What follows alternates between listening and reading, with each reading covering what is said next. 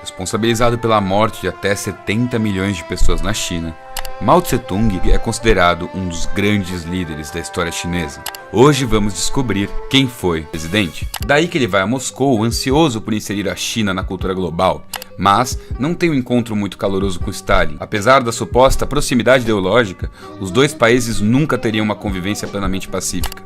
De volta à China, a tomada de poder em 49 ocorreu em meio a um caos social. O país estava devastado tanto pela guerra contra o domínio japonês, quanto pela guerra civil que opuseram os comunistas com os nacionalistas. Na economia, a agricultura havia sido assolada e a indústria que mal existia estava destruída. Inicia-se então uma reforma agrária extensa e eficiente. A divisão de terras teve impacto positivo no povo pobre que trabalhava na terra. Os ex-proprietários feudais passaram a ser humilhados em praças públicas, e então no campo, a aprovação política de Mao era unânime. Na cidade, entretanto, onde estavam os intelectuais, a crítica ao Partido Comunista era maior e motivada especialmente pela substituição de intelectuais em cargos de poder por oficiais do partido com grau de educação muito menor. Esse ressentimento entre o Partido Comunista e os intelectuais será uma marca importante do maoísmo. Entre 1955 e 1956, Mao promoveu uma campanha de abertura a críticas. O volume de críticas foi tamanho que teve o efeito oposto, aumentando ainda mais o ressentimento entre o secretário-geral do PCC e os intelectuais chineses. Foi nesse momento que ocorreram as primeiras limpezas ideológicas antidireitistas, enviando milhares de pessoas para o trabalho de campo. Como política social, foi adotado essa que foi a maior mobilização humana já registrada, não rendeu bons frutos.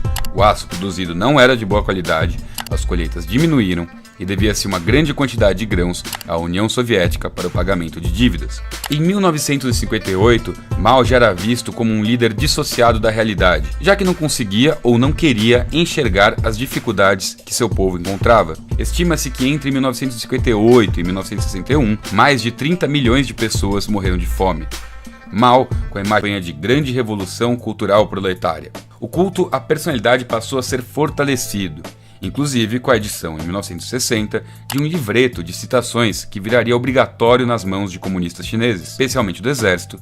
Junto ao lançamento do livreto e do fortalecimento de sua figura mítica, Mao Tse-tung iniciou convulsões sociais, levando a uma instabilidade imensa, que durou uma década e forçou a renúncia dos líderes políticos, devolvendo a posição de líder a Mao Tse-tung. Acusado de intentar uma abertura ao capitalismo, o ex-presidente Lee foi enviado a trabalhar em uma fábrica de automóveis. Vários intelectuais, proeminentes generais e boa parte do alto escalão do Partido Comunista foram expurgados, alterando substancialmente a formação do partido.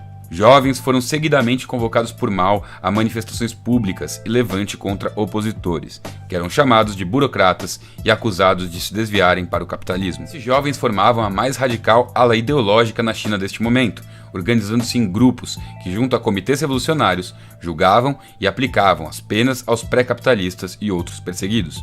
Assim, por todo o país, esses grupos que formavam a Guarda Vermelha eram protagonistas de uma série de expurgos e violências. Em nome do apagamento do passado feudal e luta contra o capitalismo, queimaram-se livros e obras de arte, fecharam escolas, perseguiram religiões e minorias étnicas, assim como professores, freiras, monges, artistas, jornalistas e escritores foram torturados, humilhados publicamente ou forçados a se matar.